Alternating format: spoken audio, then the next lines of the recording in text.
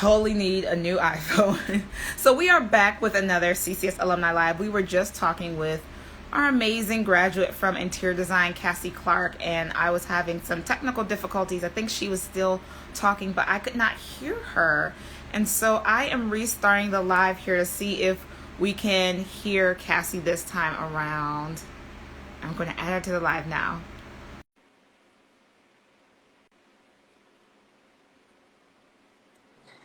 Hi. Sorry about that. No, it's okay. Every other alumni live, something happens with my phone. So I was like, oh no, Cassie's talking and I can't hear. So where I left off, what I could hear was that, you're studying journalism at Wayne State, you're, minoring in painting, and you just looked up and was like, this is not for me. Yeah. It was a really surreal experience. So I dropped the class that I was in, which was a communication class, and picked up a bunch more art classes. My teacher at the time, Rick Vion, who also taught at CCS, he told me, you need to apply. And so I worked on my portfolio the entire winter break. I remember rolling in, it was February for, I think that was, what was it, open enrollment or something like that. Like you could go in and rolling admissions. Yeah. And I rolled in with my portfolio. I was completely nervous. And I was accepted on the spot and given a scholarship and met Sandra, and the rest was history. I was sold. I was in it forever. So tell me this, because you were in journalism and you were doing painting. Yeah. When you applied, how were you sure which major you wanted to pursue? So interior, I knew I was interested in architecture. I've always been a really huge fan. I very much enjoyed, looking at the way you respond to a building, the way you feel when you're inside of a structure. And so that was like the closest thing that that was the closest thing to, a building structure was interior design. So that's why I selected my major. My minor, I started to look around for a minor because with my scholarship, I needed to stay full time in order to have my scholarship. So I began looking around, like what would make the most sense for me to kind of give me that competitive edge to, hopefully get employed, to open the doors, look at different opportunities from an employer perspective. And I landed on product design, and I'm really glad I did that because not only is it very closely related to interiors, it's a different scale, right? It's this beautiful object that you become enamored with. Just like interior design, you're flowing different people through, but they're much more, there are a lot more facets to it, right? From a product design perspective, because I knew I wanted to be more in that exhibit industry, in that sort of vein, product design made the most sense because it allowed me to understand the way a product was constructed, parting lines, how to celebrate those. And then interiors gave me that edge in terms of understanding how people walk through a space, how they're going to respond. What do I put in front of someone to make them walk around it? Or how do I place an object in the space to make them feel something? And so the two became like this perfect marriage, really, which led me to my which led me to my internship that led me to the current career that I'm in right now. So it was kind of all, is all sort of fate, I suppose, all lined up for me at that point. That sounds awesome. Could you tell me a little bit more about your internship opportunity that you had when you were a student? Absolutely. So I actually started in the interior design industry, and I was at an architectural firm, and I loved it. I learned a lot, but I remember thinking I am not supposed to design bathrooms for the rest of my life. Like I'm going to lose my mind. When what was it? Portfolio review day. Yes. Portfolio review day. I met with a bunch of different agencies. Herman Miller was there. A bunch of exhibit agencies were also there. I met with George P. Johnson. I sat down with my portfolio, and they were like, we've not seen anyone like you. No one understands space like you. And they offered me an internship with two other product designers, and we started immediately. I worked Christmas Eve, like it was kind of insane. They just like threw us in there. They were like, here you go, have fun. But I learned so much. Because of that internship, it led to so many other doors being opened. It was right after or right before I was about to graduate. I sort of had different paths my career could have taken. I could have gone color and trim. I could have gone exhibit industry, or I could have gone traditional interior design. So I was really, right before I graduated, I had to like make a huge decision of which path do I go down. Mm-hmm. I ultimately picked the exhibit industry because it was the thing that I wanted the most, and it was the most difficult to get into. It was really hard at the time to get into the industry, and so I selected it, and here I am 10 years later. No, I can't believe it. Time is flying. Yeah. That's so awesome. And it's cool to hear that, you know, the Career Development Office and those opportunities with Industry Day and you know, internships help you to make that decision, right? Because I think sometimes students assume that they have to know exactly like what they want to be doing, what they want to like, and it's like, no, you can discover that along the way, which is pretty awesome. So that's really that's try a bunch of different cool stuff. I've always So tell me this. What would you say is one thing you learned or gained during your time at CCS that's really transformed the way you think about the world or creativity? Ooh, good question. I would say being open to everyone's design philosophy and the way that they solve problems. I think a lot of times, you know, and especially when you become a manager, a creative director, you're like, all right, the answer is this, right? And you kind of have that in the back of your head. But what I found over the course of time is that, you know, your team is designers are going to find interesting ways to figure out a solution. And there's multiple ways that could be solved. And so being open to like trusting the design process, it's kind of that awkward, scary part of like, how do I start? What is going to happen? Am I going to fail? All of those like butterflies and anxiety points. Trusting in that process is huge, and it doesn't go away. At least it hasn't for me. Every time I start a project, it's the same sort of thing, right? There isn't an easy way around it. You have to kind of go through it, experience it, feel it, get frustrated with it.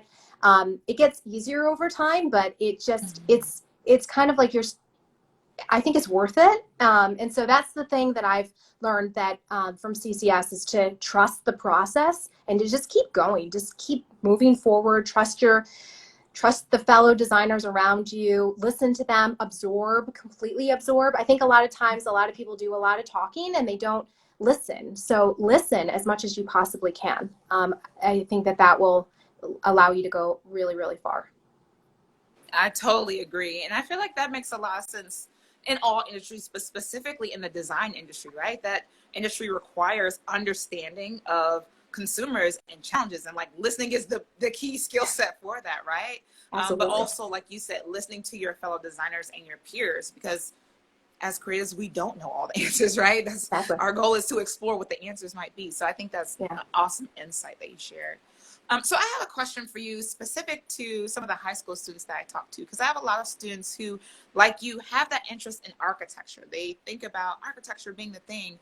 And when they see that we have interior design at CCS, they say, well, that's not architecture. So I don't know why I would apply. What would you say to a student who is interested in architecture, who may be interested in CCS, but aren't sure if interior design would provide them what they need? I would say that the interior design department is very focused on interior architecture. I would say we're probably really, really close to that. I mean, you're designing, you're in scale, you're in AutoCAD, you're in Revit, you're building elevations, you're in 3ds Max, you're understanding that spatial elements. And so I would say I've never been in an architectural program, so I kind of can't necessarily speak to that, but I would say it's pretty damn close. I definitely, you know, because of my limited, I knew I couldn't calculate loads, and I knew calculus wasn't my thing. And, you know, those limitations aside, that this field is the closest thing. Interior design is the closest thing. And the program allows you to be completely flexible. So if you have, like for me, the exhibit industry was completely up my course, right? I knew I wanted to do that. And so I threaded that into everything that I did. Every project, I did a healthcare project for my senior thesis. It had an exhibit in it because I wanted to put one in there. So it's whatever you pour into it, that's what you get out of it, I would say. So it's kind of up to yours to meld, to make it whatever you want it to be. And then in terms of, obviously your ability to draw from an AutoCAD perspective and a Revit perspective are going to be huge in the industry. Because of that, I check all of my engineering drawings for all of the kits for every single project. I'm opening up, I'm redlining situation. I don't have to draw those anymore, but I understand how to read something. I can work with my project manager, my engineer. We can have those conversations because I know how to do it. I have that foundation. And then we can kind of sit at the table and have, an equal say in how something is not necessarily constructed. I leave that to the experts, definitely, but being able to sit at the table is huge with that. So I would say don't feel like it's just, picking out, not that picking out colors isn't important, but it's not just that. It's kind of whatever you want it to be. And so for me, selecting materials and colors wasn't a huge emphasis for what I wanted to do. And so I didn't do that as much as some of the other students did. And that was just by choice. I just decided that wasn't something that I wanted to focus on. I wanted to focus on the user journey and how you walk through the space and what you feel and what those sight lines are and how that relates back to the concept. And that was just something that I decided to focus on. It's good to hear you say that, while color and material may be a part of it, that's not it, right? I know oftentimes students assume like interior design is interior decorating, right? And I'm like, no, you don't. No. You don't need to go to school to learn how to decorate a room, right? Like skill set, but interior design is so much more. So I'm glad to hear you say that. Oh my God, I just started raining so hard. I was like, oh, it closed my window. Anywho. So I wanted to let the folks who are tuning in know that if you all have questions, I know it's a few of you here, if you have questions about interior design, about being a CCS student, about being an alumni, working in exhibit design, or anything else, feel free to drop your questions in the question box or the chat box. But I'm going to continue asking a couple more questions for you, Cassie, in case no one else has questions. So another question that I have for you is about, it seems like your journey from high school to career had a few colleges in there, right? You are a transfer student, which is actually perfect timing to talk to you about your journey because this is National Transfer Student Week. So hi to all my transfer students out there. But if you were to go back and give your high school or even your, freshman year at Wayne State self some advice about pursuing your career path, what advice would you give yourself knowing what you know now?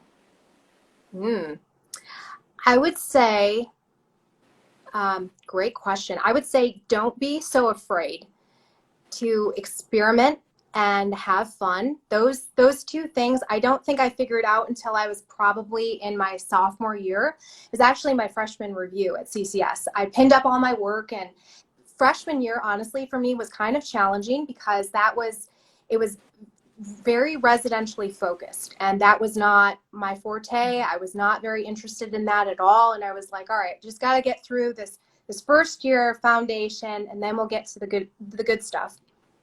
So I pinned up all my work, and I remember, you get your score or whatever, and my reviewers were like, you just need to have some fun. And I'm like, you're totally right. So my sophomore year, I just went gangbusters. I played with form. I crinkled up acrylic. I melted it with I probably exposed myself to all sorts of terrible things, but I melted with this glue gun thing. I went crazy. I tried to model stuff in the computer. I had fun. And I would say, don't take yourself so seriously. You're in school. You're trying to figure out what your voice is, what your form language is. And so I would say if I could go back and sort of, ping myself a few years prior to when I transferred and when I started, I would say have fun, loosen up a little bit, and just kind of experiment with stuff. Don't be afraid to fail. I think CCS allows you to try a bunch of different things and find your style. I definitely found mine my sophomore year, and it's kind of scary to see it sort of, even though I'm obviously in the professional world now, it's still there. I still have the same foundation that I rested on sophomore year is still there. But that's what I would say. Just, absorb as much as you can and try some things and fail epically. That's the time to do it when you're safe at school, and then that way your portfolio when you get out of school will be so rich and diverse and have so much more meat to it. That's what I definitely look for when I'm looking for someone to join the team of, is this person willing to try a couple of different things instead of just landing on one solution? Are they willing to experiment and stay up a little later? And even though I'm asking for one solution, are you going to give me 20 because you did it and you thought that you were so passionate about it? And that's what I would say to myself. Just keep ideating, keep going. Mm-hmm.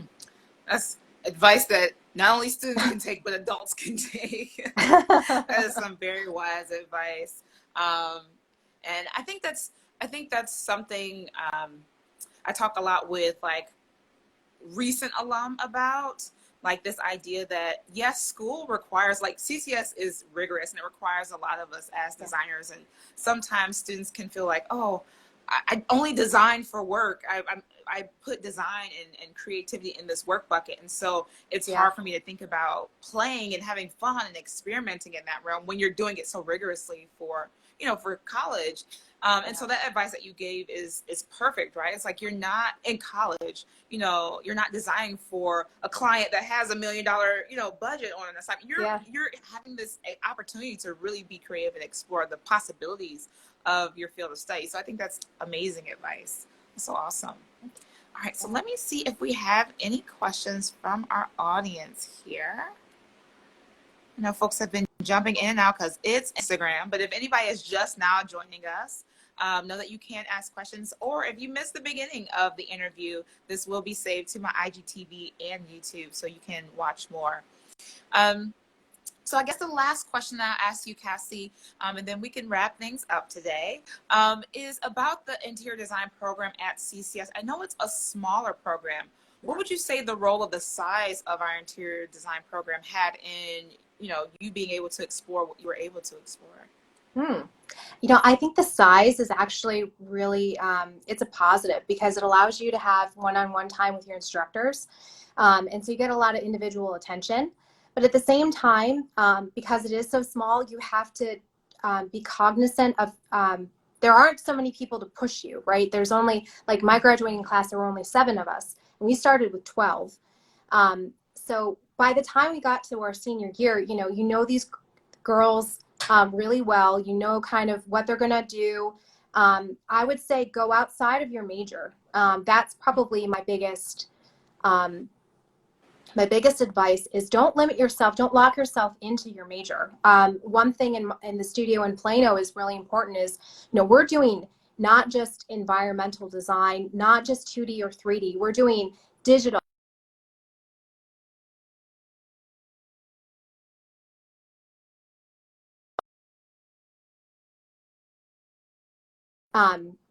Everything that you can. I think